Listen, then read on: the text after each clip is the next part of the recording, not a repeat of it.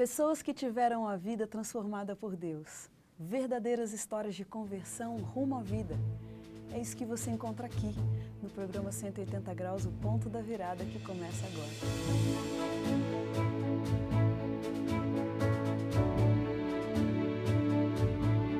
Quando sentimos o toque de Deus na vida, uma mudança acontece.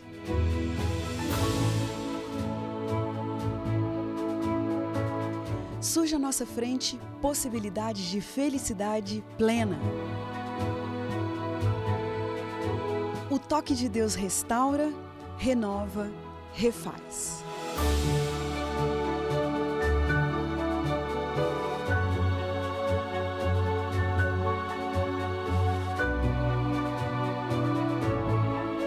Hoje conheceremos uma pessoa que experimentou essa graça maravilhosa. Ela vai nos contar sobre essa mudança de 180 graus que lhe trouxe paz.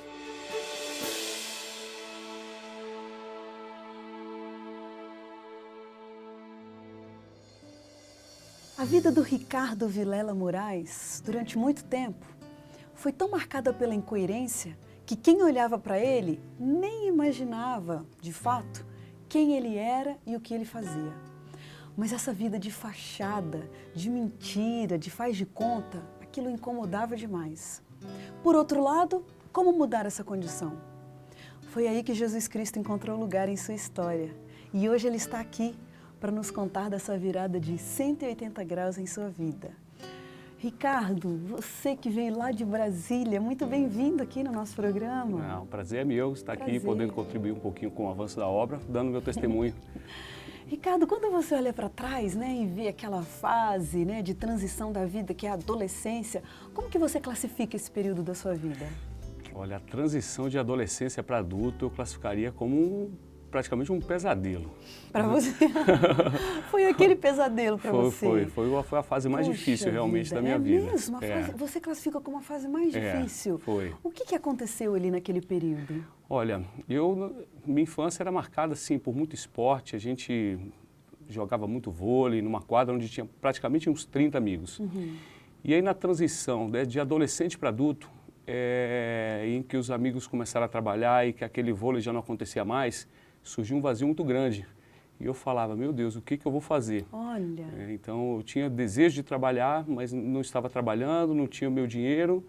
E ali fiquei realmente chocado com essa transição. Poxa vida, é porque realmente a infância, principalmente quando a gente é rodeado de amigos, como no seu caso, parece que a gente quer que aquilo dure para sempre, Exatamente. Eu ficava sentado embaixo do bloco, com a expressão que a gente usa lá em Brasília, parece que eu ouvi o barulho da bola, só que não tinha mais. E eu falava, e agora? Estou te vendo todo esportista aí, então quer dizer que isso te acompanha até hoje? Até hoje, até hoje. Gosta de vôlei, de bola, de esporte? Hoje eu sou professor de educação física e me encontrei na profissão. Mas naquela época lá, então, foi difícil para você? Foi muito difícil. Essa transição realmente foi muito difícil. E o que fez uma das grandes transformadas foi justamente o curso de educação física, que eu me vi, quando comecei a trabalhar, eu trabalhava de gravata, numa empresa séria, engordando, ao lado de pessoas fumando, e eu falava, não é possível que isso vai ser a minha vida.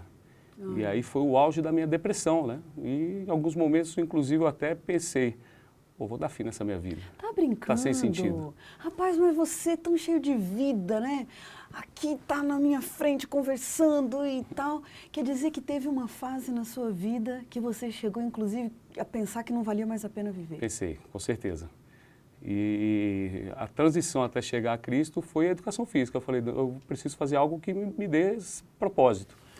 Mas olha, que difícil a gente encaixar essa realidade dessa pessoa que você está falando, com você que está aqui sentado na minha frente. Verdade. Porque é engraçado, os caminhos pelos quais a gente passa e chegar a um ponto de pensar em suicídio. Exatamente. Tá. Fala mais um pouquinho dessa fase. Por que você diz que em algum momento essa sua vida foi marcada por uma incoerência que te corroeu? Assim, porque eu tive, como todo adolescente, a gente começa a experimentar algumas coisas, E comecei a tomar umas bebidas alcoólicas muito cedo e aos poucos eu comecei também a ter experiência com drogas. E aí, ali no início da adolescência, eu comecei usando maconha mas aquilo ali sempre me incomodava. Eu, apesar de ter curtir aquele momento ali, mas aquilo no fundo falava, pô, isso não está certo, né? Não está certo. Eu me lembro uma vez, eu estava desempregado e eu fui para o Parque da Cidade, que é conhecido lá em Brasília, e eu fui fazer lá uma ginástica e tudo. E eu ficava olhando as pessoas que estavam à minha volta, eu falei, pô, essas pessoas não têm a ver comigo. Eu enxergava os prédios comerciais em volta, eu falava, quantas pessoas não estão trabalhando agora? E eu estou aqui, no meio de uma tarde, no meio de semana, improdutivo. Então, isso realmente era um grande pesadelo para mim. Olha só. E aí, essa era uma das incoerências. Pois é, você falando aí, né? O esporte está sempre presente na sua história e, ao mesmo tempo, você, desde cedo, como você disse lá na adolescência ainda, começou a se envolver com drogas, com bebidas, quer dizer, isso não tem nada a ver com a vida de um esportista, verdade. de uma pessoa que gosta de se cuidar. É verdade. Que outras incoerências que se destacaram também na sua história? Tinha também essa questão de, eu acho que essa era a principal, né? Antes eu ainda não trabalhava com atividade física, mas eu gostava de esporte e à noite estava na balada, estava bebendo, estava usando, consumindo droga. Então, essa para mim foi a grande incoerência né, na minha vida e isso sempre me incomodava. Agora, você disse que a faculdade de educação física foi uma das viradas que você teve. Foi. Mas essa faculdade de educação física colocou a sua vida dentro de um estilo de coerência? Não, e ainda não colocava. Ela mudou, ela me trouxe mais tranquilidade, de fato, mas a incoerência existia e o vazio permanecia. Quer dizer, você ajudava as pessoas durante o dia a se cuidar? É o que você trabalhava numa academia? Isso, inclusive trabalho até hoje, né? Então eu passava ao longo do dia falando de exercício, da importância de se cuidar, e aí onde terminava o expediente eu ia para a balada, ia curtir, ia fazer o oposto do que eu vendia. Então isso realmente me incomodava demais, me incomodava. Mas ao mesmo tempo eu também não sabia onde buscar algo diferente.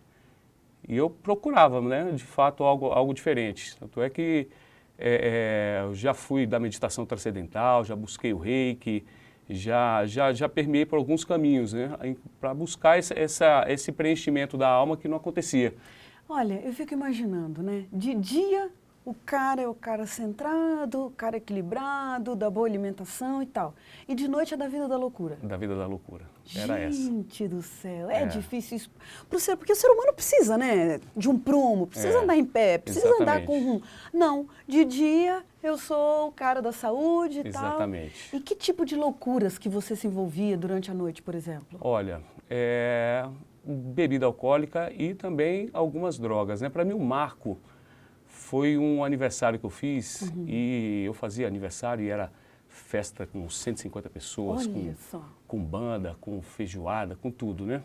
E para mim o marco mesmo, onde eu falei, não, eu cheguei num limite que eu preciso mudar. Foi num dos meus aniversários em que, e eu tinha assim, normalmente quando as pessoas ainda estavam bem, eu falava, não, vamos só fumar uma maconha aqui, uma bebidinha e vamos administrando enquanto as pessoas estão tranquilas. À medida que eu percebia que as pessoas já estavam um pouco alteradas também, e aí eu me ousava a soltar um pouco mais a corda. E eu lembro nessa, foi uma misturada que eu falei, Deus não me levou por pouco. Gente! Porque eu comecei usando a maconha com bebida alcoólica. Quando a festa estava começando a esquentar, eu lembro que eu tomei metade de um comprimido de êxtase. E mais para frente, me ofereceram um quarto de LSD. Gente! Eu tomei o LSD e quando foi chegando a noite eu ainda misturei com cocaína. Rapaz, você não chegou à beira de uma overdose? Eu fiquei assim, eu fiquei completamente alucinado. Eu lembro que no outro dia veio uma depressão tão grande e eu falei, isso não está certo. Olha não está só. certo. Mas eu acho curioso na sua história essa coisa de você se incomodar o tempo inteiro com a incoerência. O tempo inteiro. Porque parece a impressão que a gente tem às vezes das pessoas é que é o seguinte, é que todo mundo acha, que eu tenho que trabalhar de terno e gravata, vou para o escritório durante o dia e à noite eu levo a minha vida incoerente e tal. Mas quer dizer que você não se conformou com isso? Não me conformei. Eu acredito que o Espírito Santo ele já trabalhava ali me alertando. Eu lembro que antes de eu usar, eu sempre falava, meu Deus, não é essa vida que eu quero para mim, mas vamos lá, já estou aqui, vamos. Pensa. Eu sempre bati um papo com Deus antes. É mesmo? E mesmo não me encontrando, mesmo ainda não tendo esse encontro verdadeiro. Eu queria ter esse encontro verdadeiro, eu buscava esse encontro, mas ainda não tinha. Mas esse diálogo acontecia antes de iniciar a minha loucura, sempre. E eu fico imaginando aqueles amigos que te via ali, né, misturando uma coisa com outra e tal. Eles deviam pensar assim, poxa, esse cara é o loucão, esse cara aí tá curtindo, ele tá super feliz nessa vida que ele tá escolhendo. E no fundo, não era isso. Mas eu era, assim, muito discreto. Eu sempre tive uma preocupação com a imagem.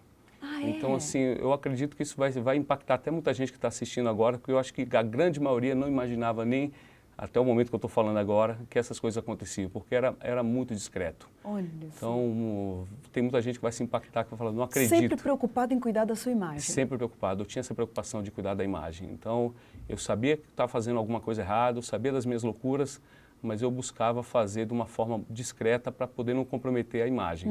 Então, isso eu mascarava muito bem. Então, por isso que essa incoerência doía muito em mim, porque eu falava, pô, não está certo, eu estou aqui passando uma imagem falsa para as pessoas, estou enganando. Olha, bom, Ricardo, você já disse aí de algumas buscas, né, que você experimentou para tentar alinhar a sua vida. A parte espiritual é uma parte da nossa vida que a gente não tem como esconder embaixo do tapete. É verdade. E eu quero saber como é que você encaixa Deus nessa primeira fase da sua vida. E em que momento foi que você teve uma virada, um encontro com Deus que mudou o rumo da sua história? Olha, Deus, ele sempre buscava, eu acho que ele sempre falava assim aos meus ouvidos, né? E eu acho que o ponto, eu acho, não, a certeza do ponto da virada, e isso eu devo agradecer a minha esposa, que foi realmente um encontro com ela. Eu já conheço ela quando ela tinha 12 anos e eu tinha 17, 18 anos ali, mas a gente nunca tinha tido nada. E engraçado que nesse momento, eu com 36 anos, eu estava começando a questionar, porque eu estava no apartamento da minha mãe, morando sozinho lá, e eu olhava em volta e eu falava, eu não coloquei um copo dentro dessa casa, o que está acontecendo na minha vida? E eu comecei a buscar, fui fazer um retrospecto da minha vida para ver onde eu tinha errado. E nesse momento de retrospecto eu reencontrei a Lívia. Olha E só. ela passando rápido para ir para o trabalho, e ela me cumprimentou, e naquele momento ali eu a elogiei, ela sorriu. E, engraçado, naquele dia eu fiz a conta do casamento. E foi impressionante. Não, mas olha só, você já conhecia essa moça. Já. A sua vida gira em torno da mesma cidade. Isso. Quer dizer, vira e mexe, você devia se encontrar com ela lá uma vez ou outra. Isso. E tudo bem, Tudo minha bem. amiga de longa data. Exatamente. Agora, um dia, você se encontra com ela e abre os olhos. E abre os olhos. E eu me lembro que eu falei, se eu não me engano, ela é crente.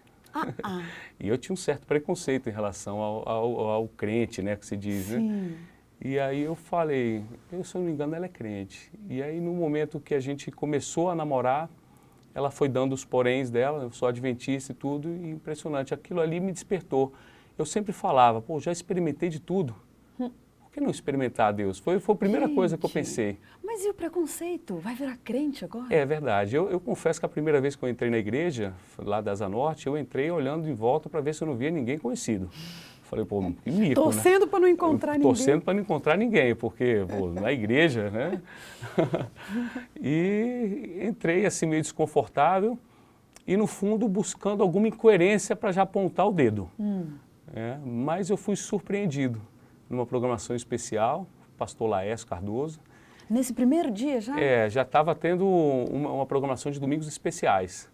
Tá. E eu fiquei muito impactado pela forma como ele conduzia, porque ele me fez pensar, porque normalmente eu tinha esse preconceito de que as coisas do cristão eram muito impositivas, esse era o meu preconceito. E o pastor Laércio, com muita sabedoria, ele me fez refletir.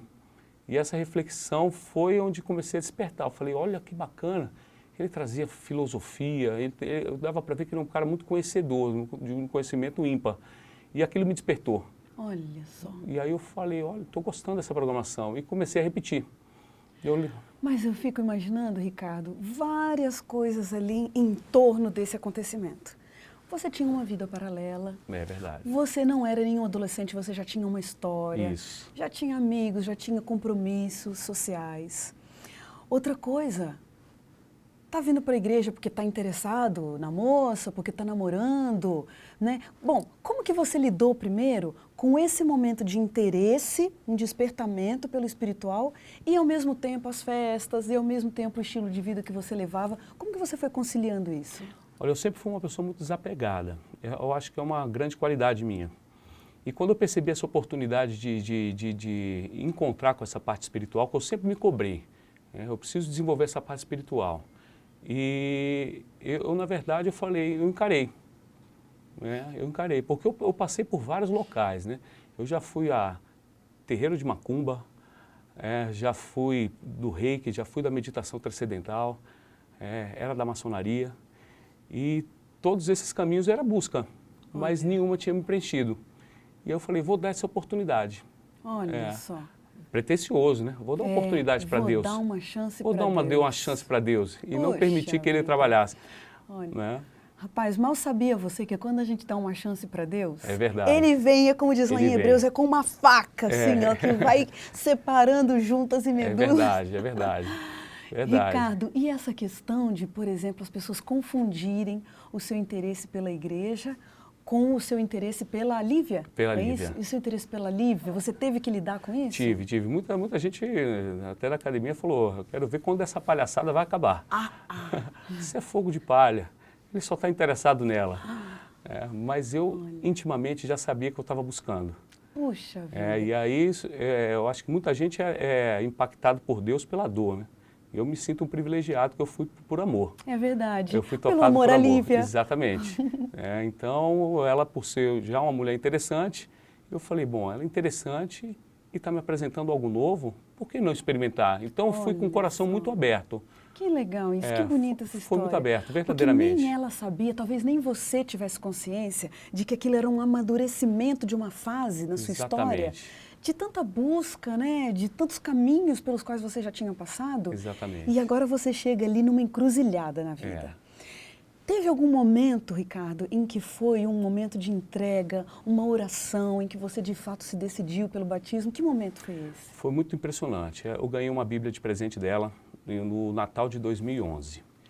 A gente estava bem no início do namoro. E eu tinha uma viagem a fazer para visitar minha mãe, que mora em Trindade. Eu falei, vou levar a Bíblia. E ela me deu um guia de estudo bíblico, que eu não segui, e comecei a ler. E aí, quando eu comecei a ler, eu fiquei muito maravilhado com as coisas que eu estava lendo. Especialmente em Gálatas, no livro de Gálatas, que ele fala do fruto do Espírito com o fruto da carne, e confronta um com o outro. E naquele momento eu falei, por que minha vida não está dando certo? Olha! Então, assim, a passagem de Gálatas 5, a partir do verso 17, foi muito impactante, que eu falei, descobri por que minha vida não está dando certo. Olha e foi naquele período, a Bíblia, dentro de um quarto. Minha conversão aconteceu ali. Não teve mais ninguém. Era o meu relacionamento Você, íntimo. A Bíblia e Deus. E Deus. Não precisa de mais nada, não precisou de mais para ter ninguém. um encontro com Deus. Exatamente. E aí, quando eu comecei a tomar consciência das verdades, aconteceu uma coisa muito impactante, física. Porque eu lembro que eu tive uma crise de soluço durante 3 dias. Soluçando. Num certo momento em que eu decidi, falei, é isso, essa crise novamente veio, 3 dias, soluço. Eu me lembro que eu cheguei na academia para dar aula e uma aluna, sua voz está diferente. Olha só. E eu dando aula e soluçando, eu falei, meu Deus, o que é isso? E aí buscamos na internet, tinha alguma coisa, problema neurológico, e a Lívia falou, isso não é neurológico, vamos orar. E ela se ajoelhou, começou a orar, e naquele momento saiu. Olha só. E eu falei, eu não vou mais soluçar. E ali eu tenho certeza que ali foi a troca da chave. Quem habitava em mim saiu. A luz entrou e as trevas saíram. Amém. E as pessoas, a partir daquele dia, perceberam que o meu semblante mudou. Falou, seu semblante mudou. Então isso que foi algo físico. Foi algo físico. Olha, não foi só uma coisa emocional ou mental, né? Não, foi algo físico também. Eu tinha olheiras profundas e minhas olheiras foram mudando. Então, realmente, a transformação aconteceu. E eu sempre buscava eu queria ter essa experiência real, né, perceptível. E eu tive essa experiência. Quando o Espírito Santo entrou em mim, a mudança aconteceu e foi assim, de um dia para a noite. Fala mais um pouquinho, a questão da incoerência acompanhou tanto a sua história passada. Só explica mais um pouquinho essa questão da relação entre a passagem de Gálatas e a questão da incoerência que te incomodava tanto. Porque na passagem de Gálatas fala muito da questão das bebedeiras, né? A questão das imoralidades, e isso me acompanhava, né? E eu falava, pô, como é que pode um professor de educação física que está aqui vendendo saúde, em um certo momento ele vira a chave e faz tudo o contrário? Isso está errado, né? E quando eu voltava para casa, eu voltava com aquele vazio. Então, principalmente, a incoerência e esse vazio, quando eu voltava para casa, aquilo ali era muito triste, muito triste. Só que no outro dia eu tomava banho, eu sempre costumava falar que eu tinha um efeito catraca. Quando eu passava na catraca da academia, mudava o semblante e vamos embora. Incorporava um teatro, era uma peça praticamente. Embora eu estava ali dentro, por isso que eu era tão viciado em trabalho, porque ali dentro eu me sentia bem. Mas quando saía, vinha as incoerências. Então, era uma pessoa dentro da academia, mas fora da academia era uma pessoa triste, uma pessoa com vazio, buscando, e isso não estava certo, precisava encaixar essa peça. Então, assim, eu saía de casa com um pensamento, e esse pensamento era traduzido em atitudes, em palavras, e isso quando eu voltava, eu falava, que bacana, como é bom viver a coerência. Olha só, que coisa impressionante. Impressionante, porque eu comecei a perceber isso. O que eu pensava, refletia o que eu falava, refletia o que eu fazia, e eu voltava com uma sensação de leveza na alma. Falei, isso faz tão bem, faz né? tão bem. Aliás, até a própria psicologia estuda isso, né? O bem que isso faz você viver e agir de acordo com aquilo que você acredita. Exatamente. E a gente que mora em Brasília, a gente está ali no seio da política, a gente percebe hoje que a humanidade está vivendo uma crise ética, moral, e é muito fácil nós ficarmos do lado de cá, apontando o dedo para as irregularidades, mas a gente também não vive essa coerência. Então, a grande diferença do Ricardo passado para o Ricardo presente é isso, é ter a consciência de que a coerência veio e que as atitudes estão sendo... A gente está longe de ser perfeito. Claro, claro, nós somos sim. ainda pecadores, Não, mas eu estou muito mais alinhado com o que eu acredito hoje. Ricardo, e com relação, você já disse aí, com relação a reformas, né, não só físicas, mas também de atitudes, e com relação a crenças, no que aquele Ricardo que buscava um tipo de espiritualidade antes acreditava, e agora, que descobertas espirituais essa nova vida trouxe para você? Eu acreditava assim, eu acreditava em reencarnação, acho que eu acreditava um pouquinho em cada coisa, né? Sabe aquela história de o que me convém eu acredito? Olha. Então, isso aqui não me convém, eu não vou acreditar. E a Bíblia, ela foi mostrando, foi encaixando as peças, né? Aquela história de onde eu vim, o que eu estou fazendo, qual é a minha missão, para onde eu vou. Então, essa percepção dessa linha do tempo, do início até o fim, fechou, né? Casou perfeitamente e me deu sentido. Me deu sentido. Então, eu acreditava em algumas... essa questão mesmo que eu falei da reencarnação. E eu lembro que a Lívia até falou do jeito, a promessa da ressurreição, ela é muito melhor que a reencarnação. Olha. Quando eu entendi isso, falei, que fantástico. É bonito isso. Que fantástico. A gente só tem uma oportunidade de fazer. Imagina, ter que ir e voltar, ir e voltar, ir e voltar. Se verdadeiramente a reencarnação fosse um processo de evolução, eu acredito que a humanidade não estaria tão degradada como está. Como é que voltou, né? Quantas vezes teria que ter voltado, mas a gente percebe que a gente está caindo, né? A degradação moral, ética. Sim. Então isso já soa incoerente. Agora, quando a gente percebe que nós só temos uma chance, uma vida, nos dá mais responsabilidade. É verdade. Porque da outra forma você pode falar, não, estou tranquilo, ainda tenho mais algumas vidas para poder evoluir. Porque antes era o trabalho, segundo eu, depois quem estiver perto. Então, assim, eu era mais egoísta também, e hoje eu acredito que coloquei as coisas na ordem certa. Que legal isso. Inclusive, eu escrevi até uma missão minha, permanecer fiel a Deus, servir honradamente a minha família e tornar feliz a humanidade por meio do exercício. Que bonito isso, Essa quero é a minha até missão. tomar nota depois. Essa é a minha missão. Legal, cada um devia ter a sua missão, Organizei de uma forma certa. Legal. Antes era meu trabalho, se tiver alguém, se não for comprometer o meu trabalho e nem o que eu quero, nem o que eu gosto, ok. Pronto. Se for comprometer, eu descarto. É pretensioso, né? Ricardo, vamos lá para o nosso momento aqui das nossas perguntinhas? Vamos. Vamos lá. Beleza. Beleza? Uma alma preenchida. Deus. O Criador de tudo. Perdão. Perdão necessário. Um medo. Um medo. Hoje eu não tenho tanto medo, mas acho que de não convencer as pessoas para vir. Eu tenho essa responsabilidade, principalmente os meus familiares. Casamento. Uma grande bênção. A grande lição da sua história.